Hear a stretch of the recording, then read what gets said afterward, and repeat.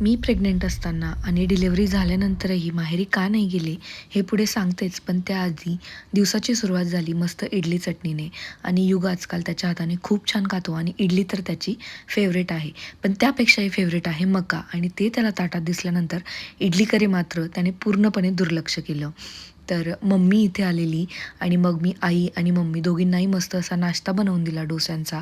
तर माझ्या सासूबाईंना तुम्ही ओळखताच, तर ही आहे माझी मम्मी. तर माझे वडील कोरोनामध्ये गेल्यानंतर शेतीची कामं, घरातली सगळी कामं तिच्यावर होती आणि मला कुठल्याही प्रकारचा टेन्शन तिला माझं द्यायचं नव्हतं. त्यामुळे मी आणि रोहितने हेच ठरवलेलं, की आपण सगळं काही पुण्याला करूया. माझी सासू-सासऱ्यांचंही असं काही नव्हतं, की माहेरच्यांनीच सगळं केलं पाहिजे. तुम्ही जर मला खूप आधीपासून फॉलो करत असाल, तर आईंनी मला हवं नको ते सगळं काही खायला घातलं आहे. त्यांनी माझी किती काळजी घेतली आहे हे तुम्ही बघितलंच आहे. आणि माझ्या सासू-सासऱ्यांसारखे जर असतील, तर कुठल्याही मुलीला कधीच कशाचं टेन्शन येणार नाही, की तिचे माहेरचे काही करू शकत नाही किंवा काही कारण असेल तर. त्यानंतर हे सगळं झाल्यावर जेवण करून मी निघाले मॉलला जाण्यासाठी, कारण आमची एक भिशी रिन्यू होणार होती.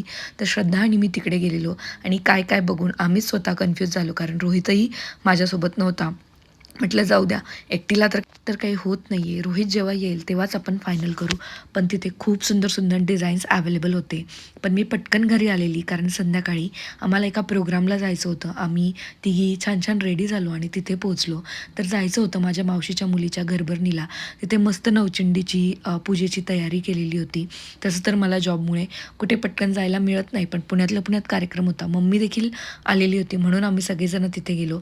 सगळ्यांना भेटून खूप छान वाटलं. जेवणं केली आणि दिवसाचा छान असा शेवट झाला. आणि फॉलो नक्की करा. बाय.